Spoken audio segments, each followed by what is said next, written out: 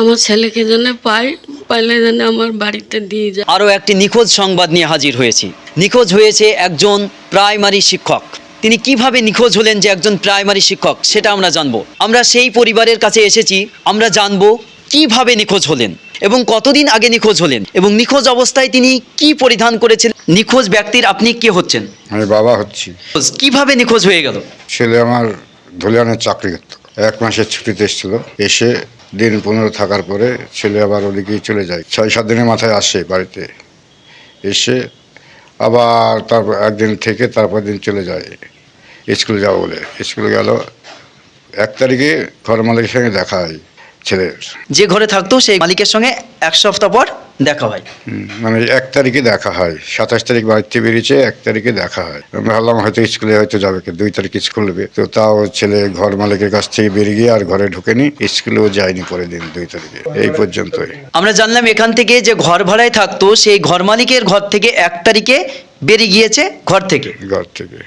তারপরে আর ঘরে ফেরেনি। প্রাইমারি শিক্ষক, তিনি একজন প্রাইমারি শিক্ষক। সেটা কোথায় চাকরি করতেন? ওই আপনার ধুলিয়ান সীতারামপুর শেখারঘাট 1 নম্বর প্রাথমিক বিদ্যালয়। ধুলিয়ানের অন্তর্গত এলাকায় প্রাথমিক শিক্ষক হিসেবে তিনি নিযুক্ত ছিলেন। সেখান থেকেই তিনি নিখোঁজ হয়ে যায়। নিখোঁজ ব্যক্তির নামটা যদি বলতেন। বঙ্কেশ সরকার। তার বয়স কত? 28+। তিনি নিখোঁজ যখন হয়ে যান তখন কি পরিধান করেছিলেন? কিছুই হারায়নি, জানি খালি জামা প্যান্ট পরে চলে যাই। জামা প্যান্ট পরে বাড়ি থেকে বেরিয়ে যান। ছেলের কি কোনো মানসিক রোগে ব্যথিত ছিলেন? হ্যাঁ, বছর 3 থেকে মানসিক চিন্তায় ভুগত ছেলে। একাই থাকতো, একাই ঘরে, একাই সবকিছু করতো, কথা শুনতো না। কথা শুনতো না বলতে এরকম বাড়ির রান্নাকৃত খাবারই কি তিনি খেতেন না? কম না খাওয়াই, হোটেলে খেত বেশি। কিভাবে এরকম ভাবে মানসিক রোগ আক্রান্ত হবে? আক্রান্ত বলতে ছেলে ছোট কলেজ লাইফে প্রেম ছিল, সেই প্রেমটা কেটে যায় শুনেছি মানুষের মুখে। দিয়ে তারপরে ছেলের বিয়ে দিলাম বছর 2 আগে।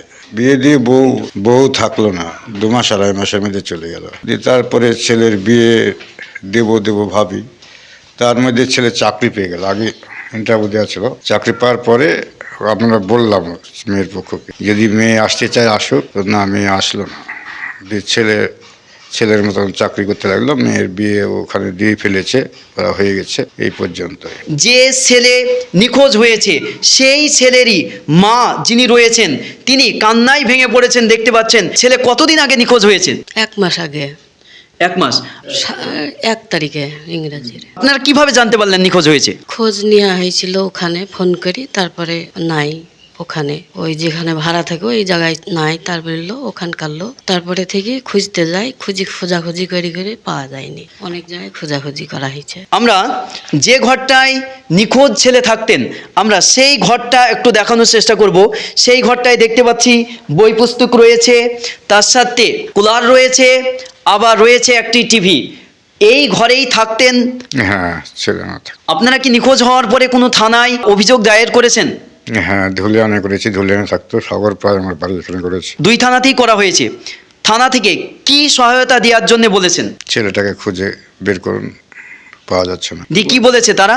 চেষ্টা করছি, দেখছি, অসুবিধা নেই, আমরা চেষ্টা করছি সবসময়। থানা থেকে এই আশ্বাসটুকু দিয়েছে যে আমরা চেষ্টা করছি, কিন্তু এখনো পর্যন্ত যে প্রায় 1 মাসের কাছে হতে চলছে, তারপরে কি তারা কোনো সন্ধান দিয়েছে থানা থেকে? সন্ধান যাচ্ছি, মাঝে মাঝে যাই থানায়, বলে দেখছি। শুধু এই অবস্থায় রেখেছে যে দেখছি, আপনাদেরকে এই আশ্বাসটা দিয়ে আসছে। দেখছি, এই আশ্বাসই দিচ্ছে, আর কি করবে। আমরা নিখোঁজ বাবার কাছ থেকে জানবো যে আপনার কটা ছেলে মেয়ে? ছেলে মেয়ে 2, 1 ছেলে 1 মেয়ে। দিয়ে মেয়ের কি বিয়ে হয়ে গিয়েছে? মেয়ের বিয়ে হয়ে গেছে। মেয়ে বড় না ছেলে বড়? ছেলেই বড়।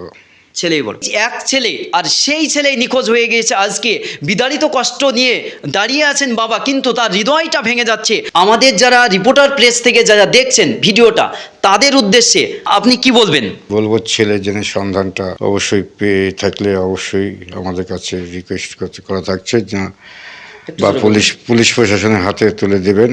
আমরা হাত জোর করে রিকোয়েস্ট করছি যেন মোবাইলে যারা দেখছেন তারা জেনে এটা ভিডিওটা শেয়ার অবশ্যই করবেন, করে আমাদেরকে অবশ্যই জানাবেন এই নাম্বারে।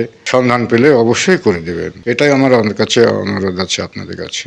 আপনার তার জন্য আমি কিছু ব্যবস্থা রাখবো, যদি যেই হাতে তুলে দেখছে। মাসিমার কাছ থেকে জানবো, মাসিমা একেবারে হৃদয় ভেঙে গিয়েছে, যেখানে দেখতে পাচ্ছি আমরা একেবারে কান্নাকৃত করছেন।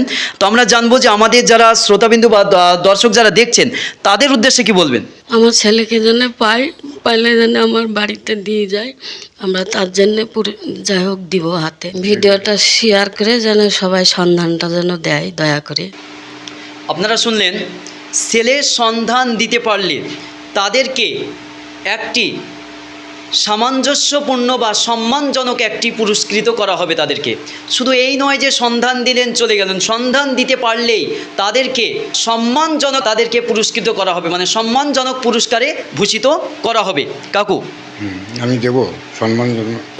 আমরা অবশ্যই দিব, সম্মানজনক জিনিস একটা দিব। যাই হোক, আপনারা শুনলেন যে সম্মানজনক একটি পুরস্কার দিবে ছেলের সন্ধান দিতে পারলে।